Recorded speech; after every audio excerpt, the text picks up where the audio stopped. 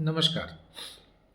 कुंडली में जो चंद्रमा का स्थान होता है, वो बड़ा ही महत्वपूर्ण होता है। आप ये कह सकते हैं कि व्यक्ति का जो व्यक्तित्व होता है, पूरी तरह से चंद्रमा से निर्धारित होता है। यही कारण है कि जब राशिफल की बात आती है, तो अन्य को किसी दूसरे ग्रह की स्थिति नहीं देखते। राशिफल का सीधा-सा मतलब है कि चंद्रमा का वर्तमान में गोचर कहाँ है, आज के दिन में चंद्रमा कहाँ है।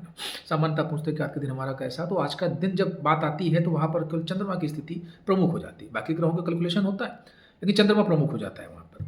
देखिए, चंद्रमा एक ऐसा ग्रह है जो व्यक्ति के व्यक्तित्व को निर्धारित करता है। उदाहरण के लिए मान लीजिए कि कुंडली में जो हाउसेस होते हैं, हर हाउस का अपना एक क्षेत्र होता है कि धन भाव किस हाउस से देखा जाए, पैतृक संपत्ति का किससे देखा जाए, पत्नी का भाव या जीवन साथी का भाव, सारी की सारी। तो चंद्रमा की सबसे बड़ी खासियत ये है कि आपकी कुंडली में जिस घर में बैठेगा, उस घर से संबंधित जितने विषय होते हैं, आपके जीवन में चिंतन का सबसे प्रमुख बिंदु वही होते हैं। उदाहरण के लिए जैसे मान लीजिए किसी के आय भाव में बैठ गया, तो ऐसा व्यक्ति पूरा जीवन जीवन में दूसरे कार्य तो करेगा निश्चित रूप से, लेकिन एक होता है प्रमुख बिंदु जो हमारे मन मस्तिष्क में 24 घंटे चलता है, वो होता है धन।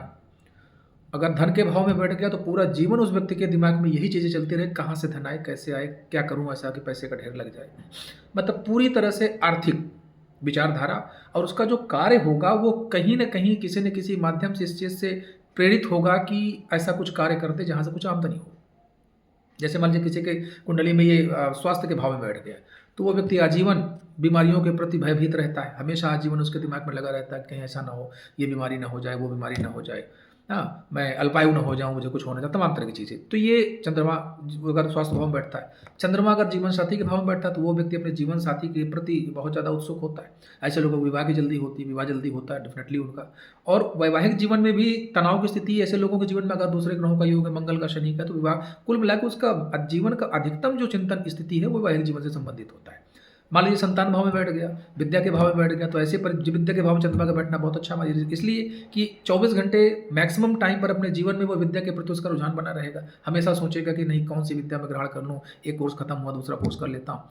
तो अगर रोग भाव में बैठ गया तो आजीवन केवल किसी न किसी रोग से पीड़ित रहता है, किसी न किसी रोग से भयभीत रहता है, जिसको एंग्जाइटी कहते हैं। ऐसे लोगों को ज़्यादा होती है अगर वो रोग भाव में या मान लीजिए किसी के मृत्यु भाव में बैठ गया।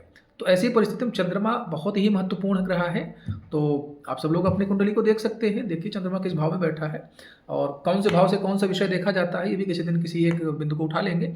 लेकिन चंद्रमा मुख्य ग्रह है, इसको बलवान करने का प्रयास सबको करना चाहिए। बलवान करने कुछ तरीके हैं, जैसे उदाहरण के लिए पूर्णिमा के आसपास का जो चांद होता है वो मान के चलिए कि सबसे ज़्यादा पावरफुल होता है। तो पूर्णिमा के 4-5 दिन पहले, पूर्णिमा के 4-5 दिन बाद जो चंद्रमा की जो रोशनी होती है पर्याप्त होती है, तो ऐसे दशा में थोड़ी देर के लिए चंद्रमा की रोशनी में टहलना चाहिए और सफ़ेद कलर के कपड़ों का मैक्सिमम यूज़ करना चाहिए, जिससे आपका चंद्रमा बलवान हो। क्योंकि चंद्रमा बलवान होगा तो आपका व्यक्तित्व प्रभावित होगा, व्यक्तित्व बलवान होगा, निश्चित रूप से आप सफल इंसान कहे जाएंगे। तो अपनी कुंडली में आप देख सकते हैं चंद्रमा आपका कहाँ बैठा है और निश्चित रूप से कमेंट में बताइए कहाँ पर बैठा है। मैं आपको उसका भविष्यफल बताऊंगा कि आपका किस क्षेत्र में आपका चिंतन जा रहा है और किस क्षेत्र में आपको चिंतन करना चाहिए। तमाम चीज़ें। धन्यवाद।